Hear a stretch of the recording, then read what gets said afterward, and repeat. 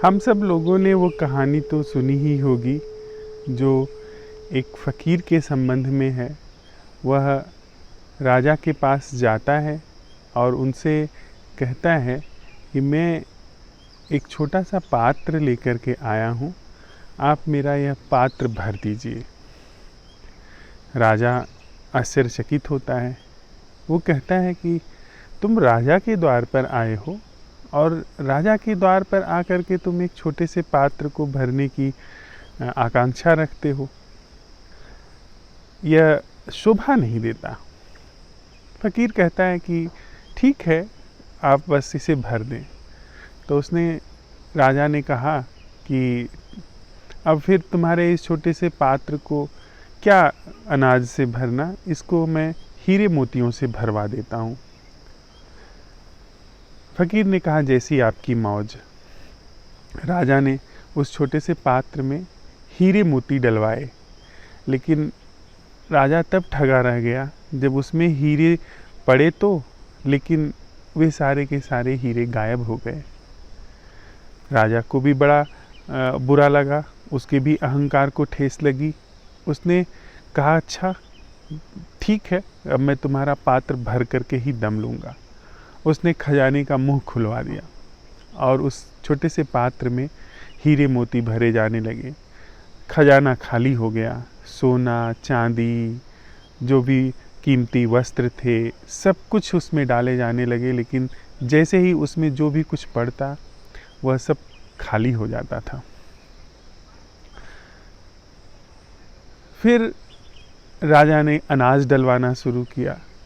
राजा ने फल सब्जियां डलवाने शुरू की, लेकिन जो भी उसमें पड़ता था सब गायब होता चला जाता था। अंततोगत्वा साँझ होते होते राजा का पूरा खजाना, जो भी उसके राज्यपाट की संपत्ति थी, सब खाली हो गई। फिर वो राजा फ़कीर के पैरों पे गिर पड़ा। उसने कहा कि महाराज मुझे बताएं कि यह क्या रहस्य है। इस छोटे से पात्र को मैं नहीं भर सका तो और क्या मैं कर सकूंगा। फ़कीर ने उस राजा को उत्तर दिया कि महाराज, यह पात्र मनुष्य की खोपड़ी से बना हुआ है, जो कि कभी भर ही नहीं सकती। राजा को बात समझ में आ गई। उसने जो बड़े अभियानों के लिए अपनी योजना बना करके रखी थी, जो वो दूसरे राज्य पे हमला करने जा रहा था, वो सारे अभियान उसने रोक दिए। हम सब ऐसे ही हैं। हम सब के अंदर निरंतर सुख पाने की आकांक्षा बनी रहती है। हम दिन रात और सुख और सुख और सुख पाने की जुगत में लगे रहते हैं। हम संग साथ का सुख पाना चाहते हैं। हम बहुत सारा धन वैभव इकट्ठा करने का सुख हासिल करना चाहते हैं। बहुत सारे मान सम्मान का सुख इकट्ठा करना चाहते हैं। हम बहुत बड़े बड़े ओहदों पर, पदों पर पहुंच करके वहाँ कुछ बड़े होने का सुख हासिल करना चाहते हैं। तरह तरह के माध्यमों से हम सुख हासिल करना चाहते हैं। यह सब हमारे आपके निपट जीवन का सच है। हम आप साथ साथ चलते हुए इस चीज़ का परीक्षण कर रहे हैं। मैं कोई नई बात नहीं कह रहा हूँ, मैं कोई नया दर्शन नहीं लेके आ रहा हूँ। जो हमारे जीवन का सच है उसी को हम आप साथ साथ चलते हुए अवलोकन कर रहे हैं। हम सबके जीवन में सुख की आकांक्षा है, जो कि यह सिद्ध करती है कि हमारा जीवन दुख है। हम सब कहीं न कहीं जिस तरीके से अपने को जीवित पाते हैं, वह संरचना दुख से भरी हुई है, और साथ ही साथ यह भी सिद्ध होता है कि वह संरचना झूठी है। सतत मांग से यह सिद्ध होता है कि वह संरचना जिसे हम अपना होना कहते हैं, अपना जीवन कहते हैं, वह दुख से भरी हुई है, और इसको कितना भी भरा जाए, यह जब भर नहीं पाती तो इसका मतलब यह संरचना कल्पित है। अगर कोई भी चीज़ वास्तविक होती तो वह भर जाती। पात्र कितना भी बड़ा हो, लेकिन अगर वह वास्तविक है तो भरा जा सकता है। लेकिन पात्र अगर कल्पित है, पात्र अगर ख्याली है, पात्र अगर आभासी है, तो उसे कभी भी भरा नहीं जा सकता। और हमारी आकांक्षाएं, हमारी सुख की मांग अगर नहीं भरती है तो यह सिद्ध करता है, इससे यह सिद्ध होता है कि हमारा जीवन ख्याली है, हमारा जीवन आभासी है, हमारा जीवन एक कल्पना है, जिसमें जो यह सुख की मांग और इसका भरा जाना, इसकी चाह, यह सब कल्पित है। और एक बात साथ साथ चलते हुए हम आप देख सकते हैं कि हम सब इस कल्पित सुख को पाने के लिए, यानी इस कल्पित जीवन को कल्पित सुख से भरने के लिए हमेशा कोई न कोई माध्यम खोजते हैं, जो भी इस कल्पित जीवन की दशा को प्रमाणित करता है। हम कभी भी कोई भी सुख, कोई भी जिसे कहें कि खुशी का एहसास, वह स्वतः नहीं पाते हैं। उसके लिए हमेशा कोई न कोई माध्यम होता है। कभी दूसरा व्यक्ति माध्यम होता है, कभी दैहिक सुख माध्यम बनता है, कभी सुख संपत्ति से होने वाला सुख माध्यम बनता है। लेकिन जो भी हमें सुख हासिल होता है वह सदा ही माध्यम से मिलता है।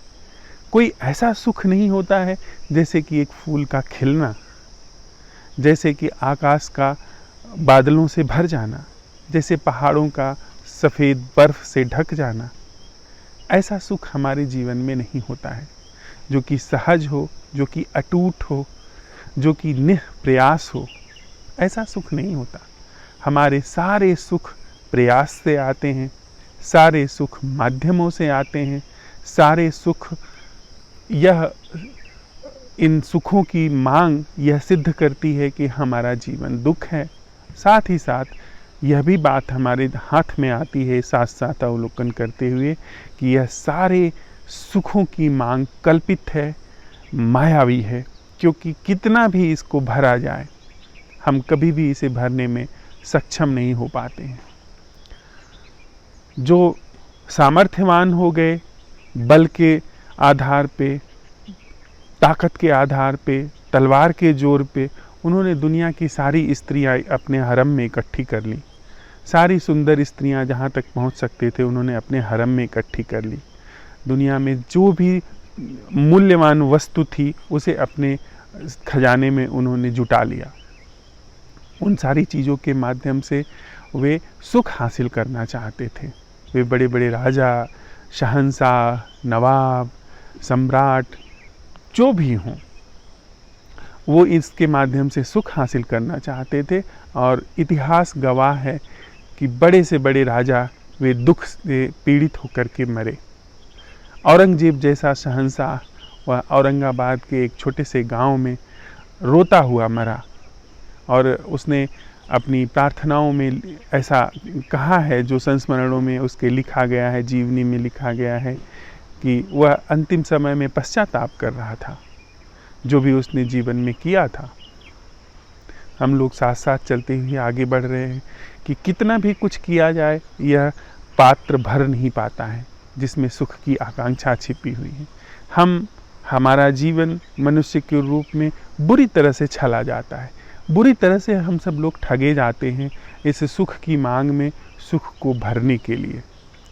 ऐसे पात्र में हम सुख को भरते हैं, ऐसे कल्पनाओं में सुख को भरते हैं। हमारा दिन, हमारा रात, सब ऐसे ही जीवन खोता चला जाता है जो कि है ही नहीं, जिसकी वास्तव में कोई सत्ता ही नहीं है। हम आप साथ साथ चलते हुए इस तथ्य का अवलोकन कर रहे हैं। फिर बात आती है, क्या जीवन इन्हीं दुखों में, इन्हीं सुखों की श्रृंखला है जो कि कभी पूरी नहीं होती है, जो कभी भी भर नहीं पाती है, या जीवन कुछ और भी है, या जीवन में कोई और भी जीवन का ढंग है जो सुख और दुख से न्यारा है, जो सुख और दुख से अनूठा है। तो हमारे पास जो प्रमाण के रूप में दृष्टांत आता है वह है प्रकृति का, फूलों का, बादलों का, नदियों का, पहाड़ों का, उसका हमको उदाहरण सामने आता है कि उनके जीवन में बिना प्रयास के एक सौंदर्य है। उनके जीवन में बिना प्रयास के शायद एक खुशी का एहसास है, या कहें कि वहाँ पे सुख दुख का एहसास ही नहीं है, कुछ बिल्कुल न्यारा है। लेकिन उस जगत में हम लौट नहीं सकते हैं। शायद मनुष्य उस जगत से आगे बढ़ गया है। हम कोशिश करते हैं कि उस जगत में लौट जाएं, हम अपने को भुला दें, हम अपनी इस संरचना को बिल्कुल भी त्याग दें जो कि सतत क्रियाशील है। मैं कि इस पूरी गतिविधि से मुक्त हो जाएं जो दिन रात सक्रिय है, लेकिन हो नहीं पाता। हम शराब के माध्यम से और भी न जाने कितने व्यसनों के माध्यम से इस संरचना को भूलने की कोशिश करते हैं, पर वह संभव नहीं है, क्योंकि कहीं न कहीं मनुष्य की चेतना वहाँ से आगे बढ़ कर के निकल चुकी है। दूसरा जो आयाम है चैतन्य का, दूसरा जो आयाम है जागरण का, दूसरा जो प्रस्फुटन है, जीवन है, या जीवन मृत्यु के पार जो है, वह है हमारी संभावना है, लेकिन हमें उसका कुछ भी पता नहीं है। हमारे पास उस प्रस्फुटन के, उस खिलावट के कोई दृष्टांत नहीं है। हमारे पास उस तरह उस परम चैतन्य की खुशी के, उस परम चैतन्य के आह्लाद के, उस परम चैतन्य की मुदिता के कोई भी दृष्टांत उपलब्ध नहीं है। हमारे पास ऐसे उपकरण, ऐसे साधन हैं ही नहीं जो उस परम चैतन्य की अटूट जीवन धारा के, उस परम चैतन्य के, उस परम जागरण के, जो कि मनुष्य के मैं के, मनुष्य की बुद्धि के, मनुष्य के सोच विचार, मनुष्य की भावनाओं के ऊपर का जो जगत है, जो कि जागरण में जिसका खिलना होता है, उसके दृष्टांत को, उस जीवन की, उसके अनुभवों को, उसके एहसास को पकड़ने के लिए हमारे पास कोई उपकरण नहीं है। हम सोच विचार से मुक्त होकर के ही तो वहाँ पहुँचते हैं, तो सोच विचार और अनुभवों में उस परम चैतन्य के प्रस्फुटन के दृष्टांत और प्रमाण भला कैसे समा सकते हैं? उसमें हम बिल्कुल असमर्थ हैं। तो हमें मजबूरी में प्रकृति का दृष्टांत लेना पड़ता है। प्रकृति का दृष्टांत जो अटूट है, जो प्रमाद में है, लेकिन फिर भी वो वहाँ पर उसमें दुख नहीं है। तो साथ साथ चलते हुए हम अवलोकन कर रहे हैं कि वह जीवन क्या है, वह जो कि सुख की सतत कामना से मुक्त है, सुख की सतत आकांक्षा से मुक्त है, दुख के सतत पलायन से मुक्त है, और जो हमारी संभावनाओं की ओर जाता है, न कि हमारे प्रस्थान बिंदु से आता है, न कि वो प्रकृति से आता है। प्रकृति के हमें बस दृष्टांत थोड़ी देर के लिए उपयोगी हो सकते हैं। सुख की सच्ची अवस्था का पता लगाने के लिए, या थोड़ी देर के लिए कहें खुशी या प्रसन्नता के सहज स्वभाव का पता लगाने से पहले हमें थोड़ा सुख दुख की संरचना को ठीक से समझ करके उसको अवसान कर देना होगा, उसको उसके स्थान तक सीमित कर देना होगा। जब हम अपने को देखते हैं तो पाते हैं कि दुख तो है जिससे कि सतत पलायन है, दुख के साथ साथ एक ऐसा भी बोध है जिसे मैं कहा जाता है। मैं का बोध है जो कि दुखी होता है, दुख के साथ दुखी शब्द जुड़ा हुआ है। दुख स्वतंत्र रूप से नहीं होता, वो सदा ही किसी होने वाले के ऊपर आता है। और जहाँ पे दुख है, दुखी है, वहीं पे फिर सुख की कामना होती है, उससे बचने की, दुख से और सुख को पाने की कामना होती है। यह हमारे आपके जीवन का निपट अनुभव है। हम लोग साथ साथ चलते हुए यह देखते हैं कि दुख और सुख ये दोनों ही एक केंद्र को आते हैं जिसे हम मैं कहते हैं। मैं ही हूँ जो दुखी कहलाता हूँ, मैं ही हूँ जो सुखी कहलाता हूँ, मैं ही दुख से भागता हूँ और मैं ही सुख की आकांक्षा कर सुख को पकड़ता हूँ। हम आप साथ साथ चलते हुए जब यह देखते हैं कि दुख स्वतंत्र रूप से नहीं है, वह हमेशा मैं के साथ आता है, इसका अर्थ होता है कि दुख के साथ साथ इस दुखी संरचना का भी परीक्षण होना चाहिए। हम साथ साथ जब चलते हुए देखते हैं कि हमारे जीवन में एक बेचैनी है, एक सतत मांग बनी हुई है कहीं होने की, कहीं पहुंचने की, कुछ पाने की, तो उस मांग के पहले जो हमारी अवस्था है, दशा है, वह दुख है। और जो दुखी है, जिसको इस बेचैनी का अनुभव हो रहा है, वह बेचैनी और वह संस्था, वह मैं जो कि दुखी है, उन दोनों के बीच में विभाजन हमें नज़र आता है। तो हमें जो नज़र आता है उसकी ही हम पड़ताल करते हैं, उसकी ही जांच करते हैं कि दुख है और दुखी है। वह दुखी दुख को सुख में बदलने की आकांक्षा सतत किए हुए है। यह हमारे जीवन की वास्तविकता है, सच्चाई है। हम जब यह देखते हैं कि दुख है और यह दुखी वाली संस्था है और साथ ही साथ इसके अंदर, इसके बीच में अलगाव है, तो थोड़ी देर के लिए जब हम ठहर करके देखते हैं कि क्या वास्तव में इस दुख और इस दुखी संस्था में अलगाव है, या कहीं ऐसा तो नहीं कि यह दुख ही है जो दुखी के रूप में अपने को तोड़ करके देखता है। अगर हम साथ साथ देखें तो पाएंगे कि दुख और दुखी, इन दोनों में कोई विभाजन नहीं है। यह दुख की ही मायावी संरचना है जो दुखी को पैदा करती है। हमने थोड़ी देर पहले बात की थी कि यह जो आकांक्षा करने वाला है, यह कल्पित है, यह मायावी है, आभासी है। यह मायावी कल्पित आभासी संस्था यहीं से जन्म लेती है, जिसकी कभी भी पूर्ति नहीं हो पाती है, जो सारा जीवन इसी तरह भाग दौड़ में गंवाती है और हाथ कुछ नहीं आता। यहीं से जब यह दुखी की संस्था दुख से टूटती है, और हम आप सब साथ साथ देखते हैं कि दुख और दुखी ये दोनों दो चीज़ नहीं है। यह मायावी अलगाव है, यह मायावी विभाजन है दुख का दुखी के रूप में। तो दुख से सुखी होने की मांग गिर जाती है, क्योंकि दुखी जो होता था वही सुखी होने की मांग करता था। फिर सिर्फ दुख है, यानी सिर्फ बेचैनी है जीवन, सिर्फ अव्यवस्था है जीवन, और वहाँ पे अव्यवस्था को महसूस करने वाला कोई नहीं है। जैसे ही वहाँ पे विभाजन खत्म होता है, विभाजन का झूठ खत्म होता है, विभाजन के झूठ को देखा जाता है, दुख गिरने लगता है। दुख गिरने लगता है, साथ ही साथ जो सुख की ओर मांग जाती थी वह भी गिरने लगती है। दुख और सुख की पूरी संस्था अपने दुखी या सुखी होने वाले केंद्र के साथ विलीन होने लगती है, गलने लगती है। वह गल ही जाती है, दर्शन मात्र से गल जाती है। वहाँ पर क्या पाया जाता है? अगर मैं नहीं हूँ, दुख की जो ये सतत चलने वाली क्रिया जो मेरा निर्माण करती है वह नहीं है, सुख की आकांक्षा नहीं है, सुख यानी जो दुख का ही एक बदला हुआ रूप है। दुख जितना होगा उतनी ही सुख की मांग होगी, और वह सुख कभी भी दुख को खत्म नहीं कर पाएगा, क्योंकि वह दुख कल्पित है। वह दुख जिस संस्था को हो रहा है वह संस्था ही मायावी है। इस पूरे संरचना को हम आप साथ साथ चलते हुए अपने भीतर सत्यापित कर लेते हैं।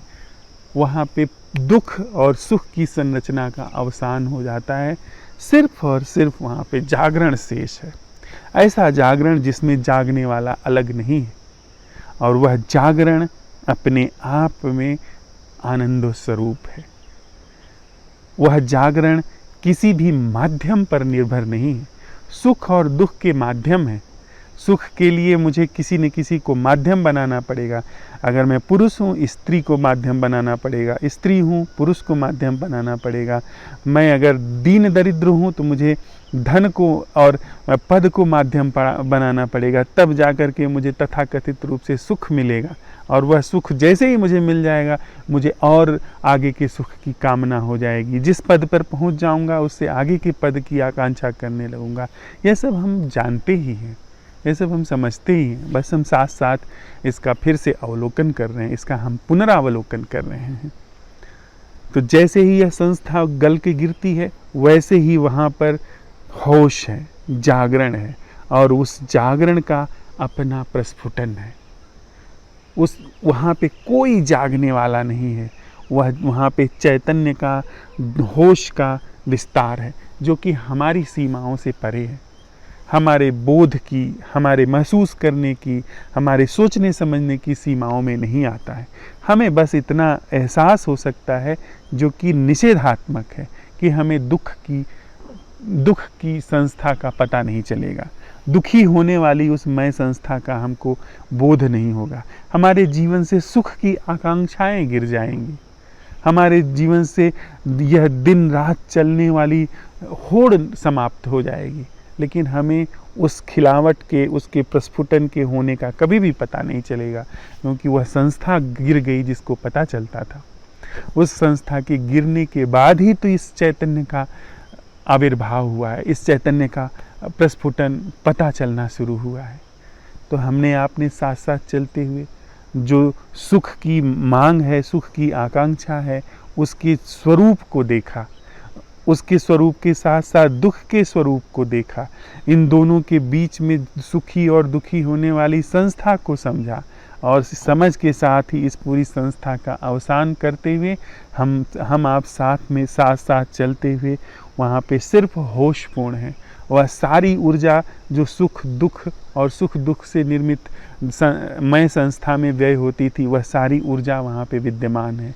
वह सारी ऊर्जा अकलुषित रूप से वहाँ पर अपने को बनाए हुए है, और जहाँ पे ऐसी ऊर्जा है जो अकलुषित है, वहाँ पे चैतन्य का प्रस्फुटन है, जिसका हमको कभी भी पता नहीं चलेगा, जिसे शायद हम कहें, अगर अनुमान लगा करके कहें, तो वो शब्दों में कहा जाने वाला आनंद है, उसको शब्दों में कहा जाने वाला सम्यक प्रसाद है, सम्यक मुदिता है, उसका व्यवहार करुणा है, उसका संबंध मैत्री है, उसका ढंग उपेक्षा है। पर ये सारे के सारे शब्द हैं जो कि पौराणिक हो चुके हैं और हमारे दैनिक जीवन से अपना महत्व खो चुके हैं। वह जो है वह बोधगम्य है, उसे बोध से ही समझा जाना चाहिए।